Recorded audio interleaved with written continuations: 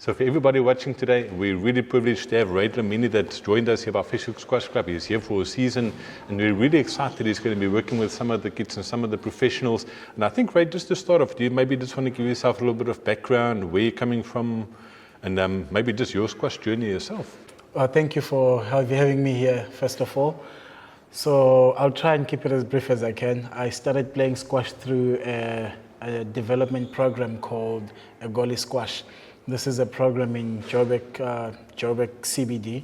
So they basically introduce squash to the kids that are underprivileged around the area, you know, as a way to keep kids off the streets. And they introduced squash to one of the schools that I used to go to.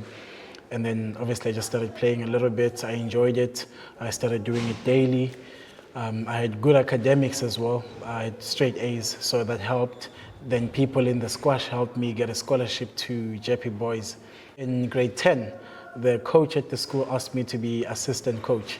And then I was like, oh, okay, you know, it's a way to give back for the scholarship that I've got. So I started doing some feeding, helping out. Then I realized that I actually really enjoyed it. I mean, I did play provincial, you know, as a junior and all of those things. And then while at UJ, I kept doing the coaching. I got asked to come coach at high schools.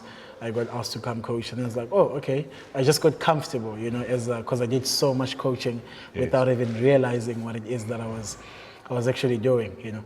I enjoyed it more because I wasn't great at the squash, or let's say I was always around a group of really good squash players. So my thing was always, how do I beat just one of them? Because if I beat one of them, it puts me in the mix of that group of 5.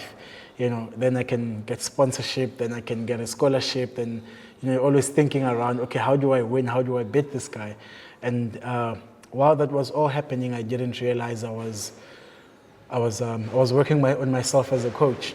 You know, how do you break down technique? How do you beat the guy that's more talented than you are?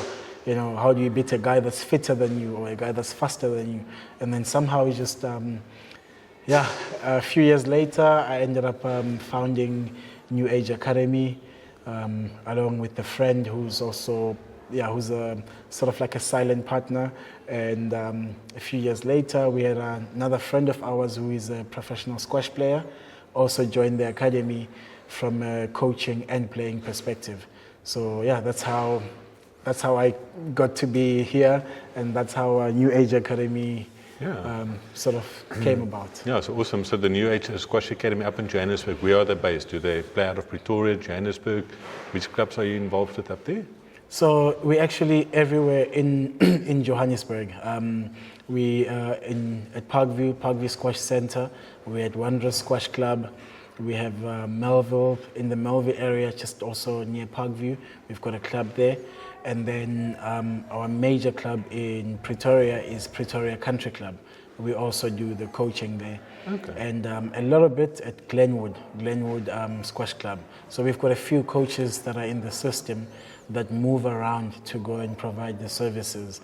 And then, just based on where the kids are. We've got schools, we've got a university that we work with, and it's just, it's a whole squash ecosystem. Yes.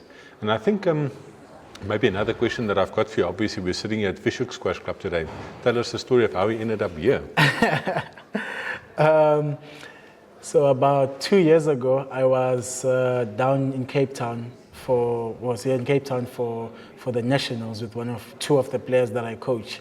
So while I was down here, I met Teresa, who had asked me to just help out with the development coaching. There's a development program here in Cape Town, as you would know, that helps the underprivileged children. So I was keen to help out because, I came from something similar. Yes. And then I did coaching with Rowan. And then Teresa was like, oh, this is like interesting. We basically just kicked it off then, and she kept in touch.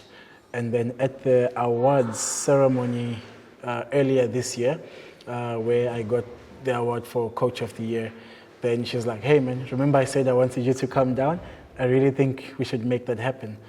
And then, with I think a few months later again, she reached out. She says, hey, one of our club coaches is leaving and we would like to get into a collaboration with you and the academy. And obviously we have good relations with people from Fish Hoek. So then the club basically set everything up for me to come down, work with the juniors here, over a 2-week period. Yeah, that's good.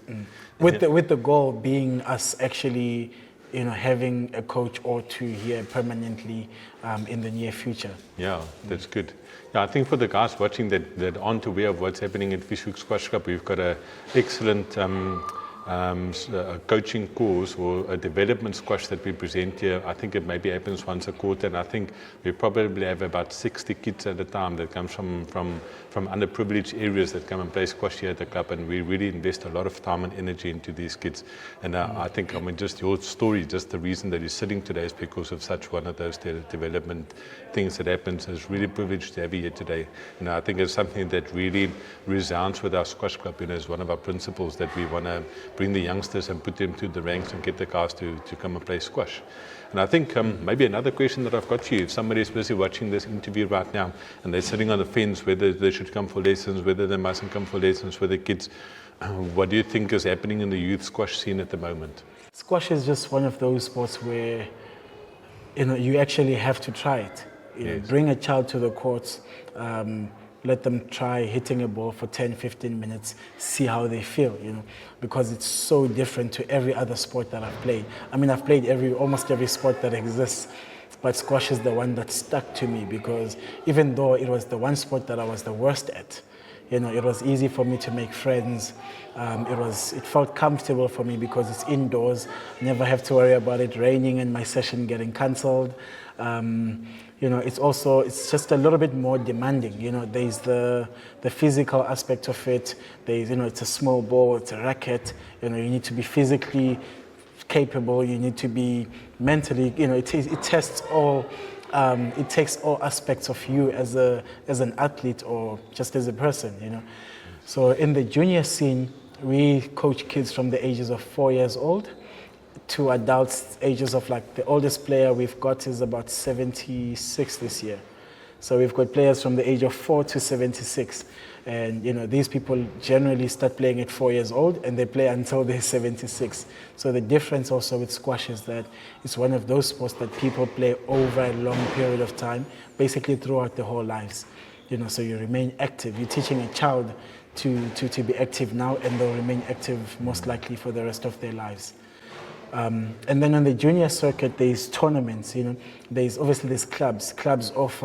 They generally offer coaching. They have coaching, individual coaching, group coaching. They have leagues. They have school leagues. There's so many different types of things that you can get involved in, whether you want to compete as part of a team, you want to compete as an individual, you want to play socially. There's also social leagues. I know here at Fish Hoek there's a summer league that runs out. I'm not sure for how long exactly. Yeah.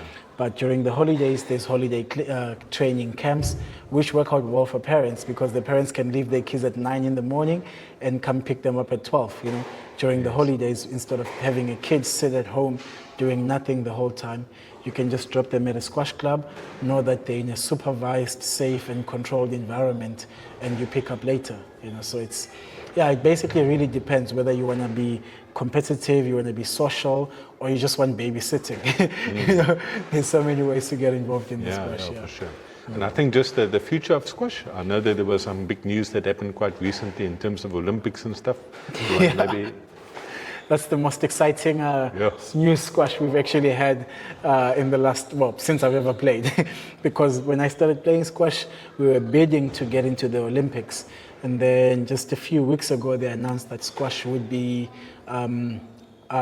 squash got announced as one of the new sports that they're adding onto the Olympics in Los Angeles 2028. Yes. So that's about 5 years from now. Actually, speaking about that, one of the things I'm currently doing is trying to find, how can South Africa, I'm trying to answer the question, how can South Africa have a representative in 5 years from now in the Olympics? We've got kids that are in high school, we've got kids that are in primary school. Basically, everybody's a contender. Yes. Everybody's a contender for the Olympics. And I think that's going to bring a lot of changes to the game. I think it's going to make the game more recognized, and hopefully it encourages integration, you know, Yes. which is the thing that South Africa has done quite, quite well. I mean, I was part of a development program, and now I've been named the first coach of color, I'm the first person to win a coaching award as a person of color, Yes. you know, and I only got into this development program less than like 13 years ago, somewhere around there. So it shows a lot of promise, and in the teams as well, there's so many more development programs. Like you said, there's one here, there's another one in Joburg, there's one in East London, there's just so many development programs, which makes the competition pool so much bigger. You know, it makes the competition scale a little bit more even. Kids from the Kasi, you know, a kid from Kailicha will be able to get an opportunity, hopefully by the time the Olympics come. You know, the same way a kid from Johannesburg that goes to a private school would. Yes. So I think it's going to change a lot. Yeah. We're not sure exactly how, but hopefully it encourages people to say, hey, I'm willing to give some money to pay for lights at Fish Hoek Squash Club every time you do a session with the group of development. Yes. You know, maybe it says, hey, I know there's a boy at Fish Hoek Squash Club, privileged or not privileged, you know, there's a squash player at Fish Hoek that's doing well. I would like to give the person 50,000 rand so they can go play one tournament overseas, you know, because the players need those ranking points. Yes. The ranking points are how we get into the Olympics. Yes. You know, Yeah. so it's a tricky one, but manageable somewhat. Yeah, that's good. Yeah, I think obviously we're recording this at Fish Hoek Squash Club, and we're obviously promoting our club, but we're also obviously promoting your Squash Academy as well. Yeah, and I just want to thank you just for making the effort and coming down and coming and meeting the people and just spending some time with our squash club over here. And I think if you guys are busy watching this, if you're unsure whether you should come down to the club and come hit a couple of balls, I want to invite you to come down, come and meet Ray and shake his hand, maybe see if you can get on the court and hit a couple of balls with him. He's always keen to play. And yeah, thanks for your time. And I'm always keen to win. So if you're keen to get a hiding, Fish Hoek Squash Club is the place to be at the moment. And I'm going to go whip him now. okay.